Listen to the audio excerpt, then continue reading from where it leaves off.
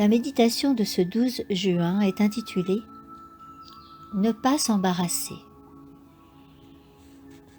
Il n'est pas de soldat en campagne qui s'embarrasse des affaires de la vie, s'il veut plaire à celui qui l'a enrôlé. 2 Timothée 2,4.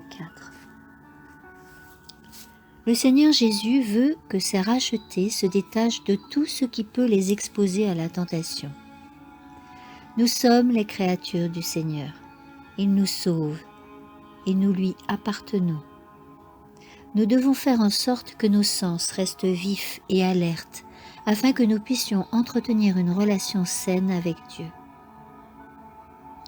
Nos fréquentations peuvent être une aide ou un obstacle.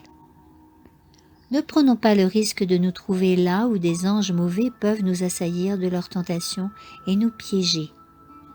Satan nous propose ces tentations sournoises. Il apparaît comme un ange de lumière et dissimule ces tentations sous une apparence trompeuse. Notre première tâche consiste à nous détacher de tout ce qui est destiné à souiller notre âme, d'une façon ou d'une autre. Si nous ne faisons pas de la Bible notre règle de vie, nos habitudes héréditaires et acquises, ainsi que nos goûts naturels, seront un piège pour notre âme. Notre âme a de la valeur et est plus précieuse que l'or aux yeux de Dieu, plus rare que l'or d'Ophir. Le Christ nous a donné des indications sur l'importance qu'il accorde à l'âme humaine. Méditez sur ses humiliations, ses souffrances, sa mort. S'il avait pris en considération son propre plaisir, ses choix, son confort, il n'aurait jamais quitté les cours royales du ciel. Lorsque les êtres humains passent leur vie à suivre leurs inclinations, à mettre leurs talents au service de Satan, à choisir leurs propres intérêts, que gagnent-ils? Le monde applaudit. Que perdent-ils? La vie éternelle, riche en bénédictions.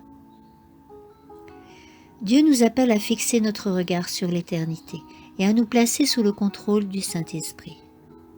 Au lieu de consacrer nos facultés, nos talents, nos forces et notre intelligence à des choses insignifiantes et frivoles dans le seul but de nous amuser et de satisfaire notre moi, nous sommes invités à méditer sur des sujets purs, nobles et enrichissants.